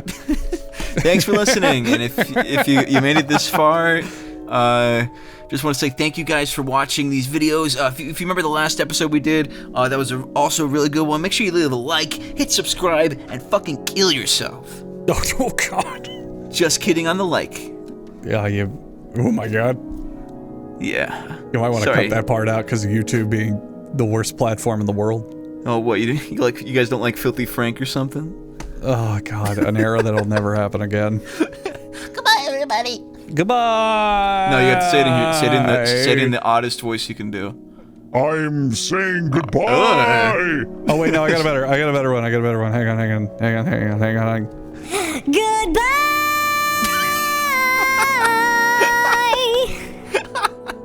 That cut out on Discord for you. That's perfect. I'll give a fuck. Don't worry. Fuck. Hang on, I'll do it again. Here, I'll turn my noise gate down. Goodbye.